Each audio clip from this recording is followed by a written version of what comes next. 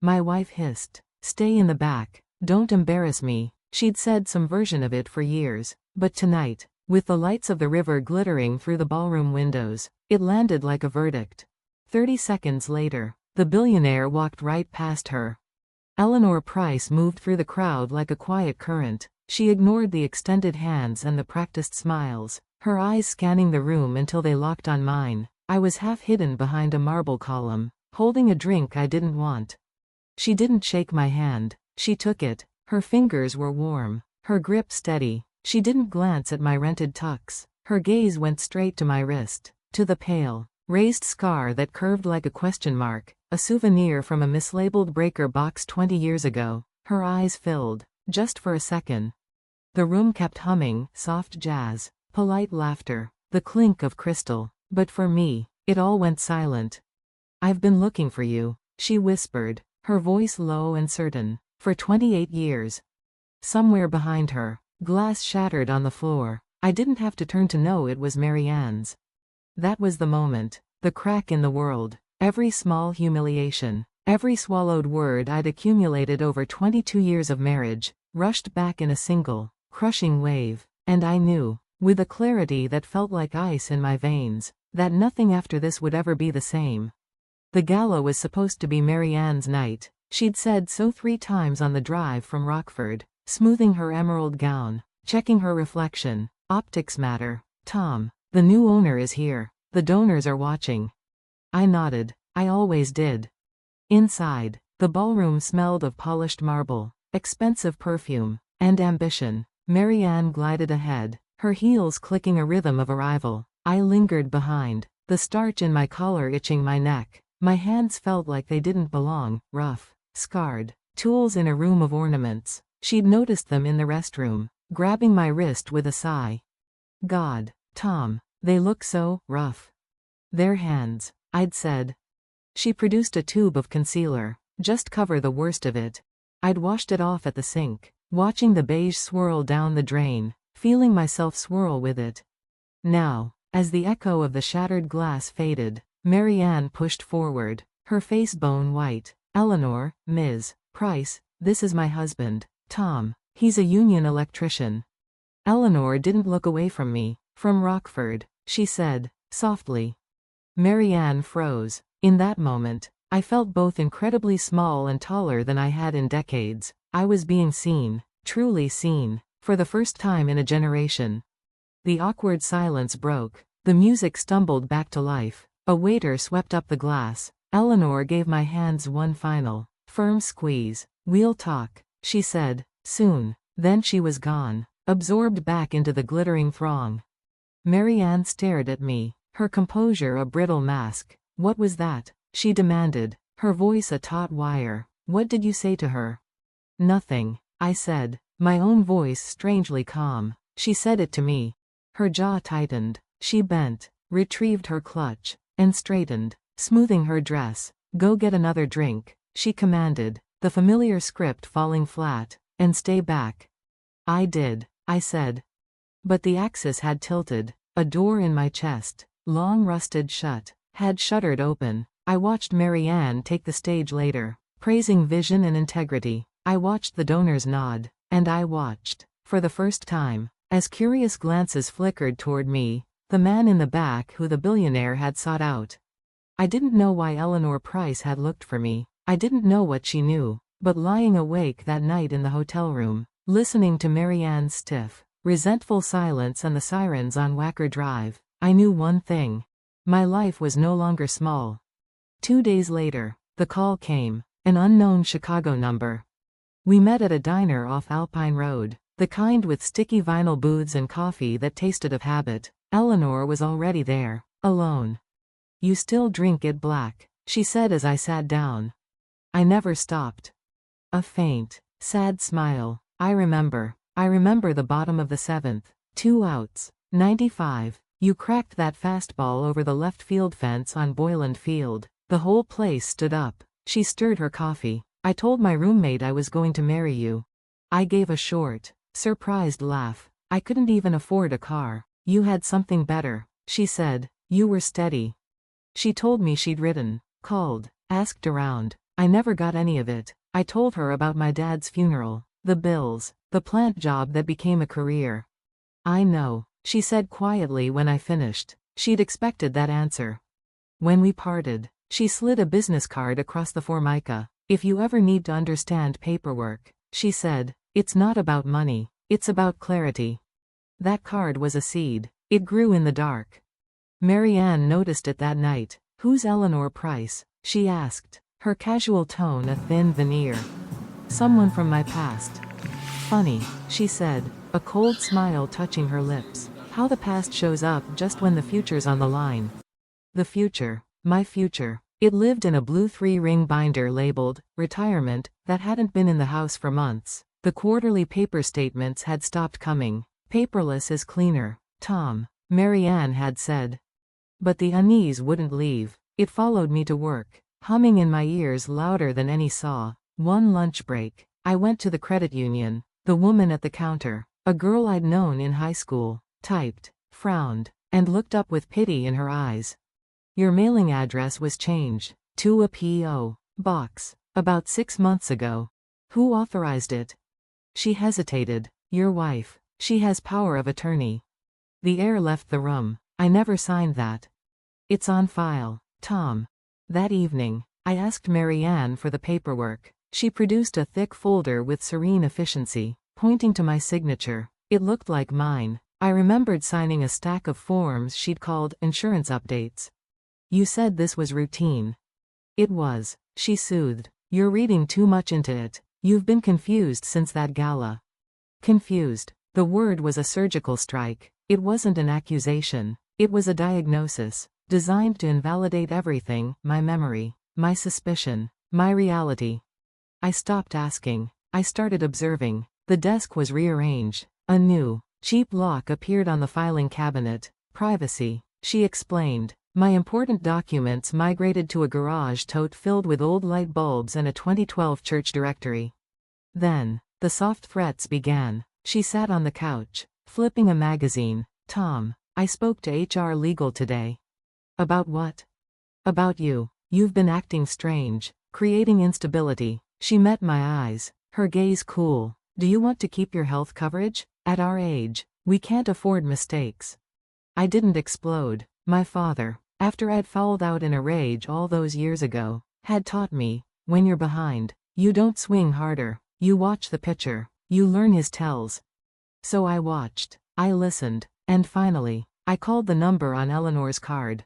The forensic accountant she recommended met me at a different diner. He laid it out in plain, Midwestern English, redirected accounts, digital obfuscation, spousal controls, a slow, quiet bleed. You're not crazy, he said, closing his legal pad, and you're not alone. Driving home, I pulled over and sat in the parking lot of the old grocery store, hands steady on the wheel for the first time in weeks. I thought of Marianne's laugh on the phone, her whispered, he doesn't understand numbers. I thought of a younger version of myself, believing love meant standing dutifully in the back. The man in that ballroom, the one with the scarred hand that Eleanor Price had held, wasn't that young man anymore. He was a man who finally understood the wiring. The problem wasn't a tripped breaker. It was that someone had been quietly, methodically rewiring the entire house for years, redirecting all the current to feed only them. And I was finally ready to open the panel and see it for myself. You don't understand how these benefits work. That line, her favorite hammer, you don't understand. It had beaten down my opinion on schools, vacation plans, furniture. Now it was swinging for my future. Heat flashed behind my ribs. I wanted to tell her I understood 3-phase power and load calculations, that I could trace a fault through a mile of conduit, but this wasn't technical. This was intimate warfare, the kind designed to make a man doubt his own mind. So I did the unexpected. I absorbed the blow. I nodded. Okay, I said, my voice flat. Show me. Her eyes tightened at the corners. Show you what? The accounts. Log in, right now. A micro hesitation. She wasn't used to resistance. She recovered, picking up her laptop with practiced ease. You'll just get overwhelmed. I'll risk it. Her fingers flew, a magician's flourish. The screen bloomed with numbers, a blur of graphs and totals. She scrolled too fast for comprehension, then snapped the lid shut. See? Everything's fine. That wasn't showing me. That was a distraction. Her composure cracked for a second. Tom, she said, repainting her face with concern, you're not thinking clearly. I looked at her, the stranger who wore my wife's skin, the one who'd once fallen asleep on my shoulder watching Jaws at the Cascade Drive-In. I'm thinking clearer than I have in years, I said. I walked upstairs. My hands trembled, not from fear, but from the violent effort of not turning the kitchen table over. The Rockford Public Library smelled of old paper and floor polish. Me, Tom Keller, who could diagnose an engine knock by ear, sat fumbling with a public computer, my bifocals slipping down my nose. I called the forensic accountant. Start from the beginning. Assume I know nothing. He guided me through the digital ruins. Password resets hinging on my mother's maiden name. Security questions about my first car. I typed like my fingers were wrapped in gauze. A teenager at the next monitor shot me a look of pure disdain. It took 40 minutes. I broke into an ancient email, a relic from my union's online safety course, a back door she'd forgotten to brick up. The evidence was a silent, devastating scroll. Notification. Mailing address changed. Notification. Paperless billing enabled. Confirmation. Beneficiary update processed. My throat closed. The library printer whined, spitting out page after page of my own betrayal. The paper was warm. It felt like the only real thing in the room. At the diner on East State, the attorney, a man with calm, weary eyes, flipped through the stack. You don't need to be loud, he said. You need to be specific. I'm not trying to ruin her, I said. He glanced up. She wasn't trying to share with you. Remember that. Saturday, the donor brunch, our house became a stage set, and I was assigned the role of invisible stagehand. Just stay upstairs, Marianne instructed, artfully skewering lilies in a vase. We're discussing foundational vision. From the landing, I heard a woman's polished laugh. Marianne, your home is so curated. Curated, like a museum, like I was an artifact in storage. A strange calm settled over me. I didn't get angry. I got dressed. I walked downstairs in my cleanest work jeans, a pressed blue shirt, and my Red Wing boots, scuffed, oil-stained, solid. Marianne's smile iced over. Tom. Her voice was a razor wrapped in silk. What are you doing? I live here, I said, loud enough to carry. A donor with a grip-calloused hand and a good suit looked at my boots and grinned. Red Wings. My father wore the same pair for 30 years, said they were the only thing you could truly trust. For an instant, in that room of polished surfaces, my worn leather soles were the most honest thing there. That night, she confronted me in the kitchen, her anger vibrating the air. You embarrassed me. I leaned against the counter, exhausted. You've been erasing me for a decade. Today, I just reappeared. You think you're somebody now? Because some lonely heiress felt nostalgic? Her laugh was sharp, brittle. I said nothing. Arguing was her oxygen. I walked away, into the garage. In a dusty banker's box, I found it, beneath old sports sections, a cassette tape, her handwriting, summer, 95. I didn't play it. I held its weight. It wasn't about wanting the past back. It was proof I'd once had a self that didn't bend. Eleanor's text was pure function, a time, coordinates, neutral ground.